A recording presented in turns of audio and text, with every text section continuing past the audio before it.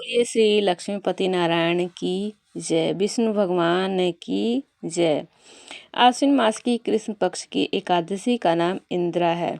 इस एकादशी के व्रत करने से समस्त पाप नष्ट हो जाते हैं तथा नरक में गए हुए पितरों का भी उद्धार हो जाता है।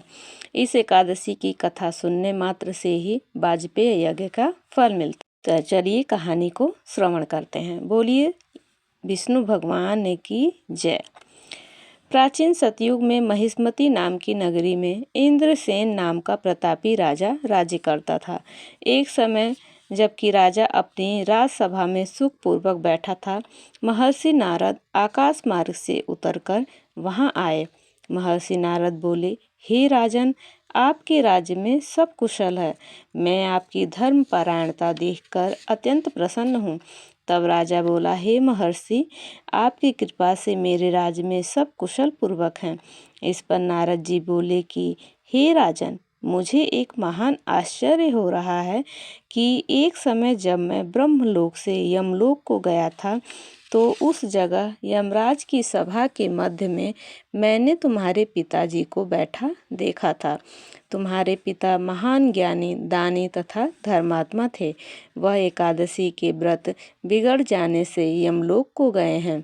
तुम्हारे पिता ने मुझसे तुम्हारे लिए एक समाचार भेजा है कि यदि मेरा पुत्र इंद्रसेन आश्विन मास के कृष्ण पक्ष की इंद्रा एकादशी का व्रत करे और उस व्रत का फल मुझे दे दे तो मेरी मुक्ति हो जाएगी। इस लोक से छूटकर मैं स्वर्ग लोक में वास करूंगा। जब राजा ने महर्षि नारद जी से ऐसे वाक्यों को सुना तो उसे महान दुख हुआ और इंद्रा एकादशी के व्रत की विधि पूछने लगा कि हे नारद, अब आप मुझे इस एकादशी के व्रत की विधि बतलाइए। इस पर नारद जी बोले कि हे राजन, आश्विन मास की कृष्ण पक्ष की दशमी के दिन प्रातः काल श्रद्धा सहित स्नान करना चाहिए। इसके पश्चात दोपहर को भी स्नान करना चाहिए। उस समय जल से निकलकर श्रद्धा पूर्वक पितरों का श्राद्ध करें और उस दिन एक समय भोजन करें और रात्रि को पृथ्वी पर शयन करें। इससे दूसरे दिन अर्थात एकादशी के दिन प्रातः काल दातुन करें और स्नान करें। उसके पश्चात भक्तिपूर्वक व्रत को धारण करें और कहना चाहिए कि मैं आज निराहार रहूँगा और समस्त भोगों का त्याग करूँगा।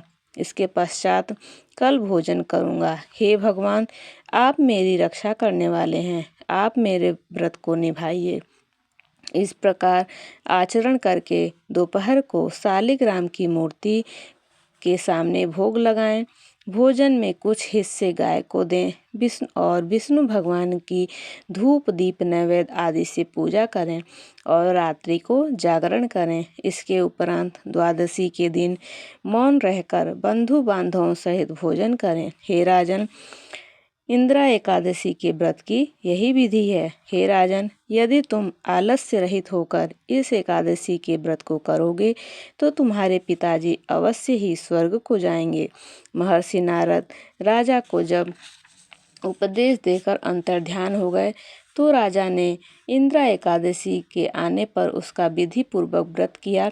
बंधु बांधवों सहित इस व्रत के करने से आकाश से पुष्पों की वर्षा हुई और राजा का पिता यमलोक से गरुड़ पर चढ़कर स्वर्ग को गया।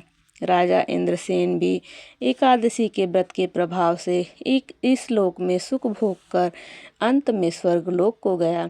श्री कृष्ण भगवान कहने लगे कि हे धर्मराज युधिष्ठिर, यह मैंने तुम्हारे सामने इंद्रा एकादशी का महात्म्य वर्णन किया है।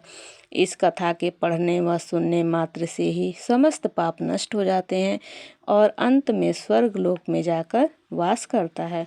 बोलिए श्री लक्ष्मीपति नारायण की जय।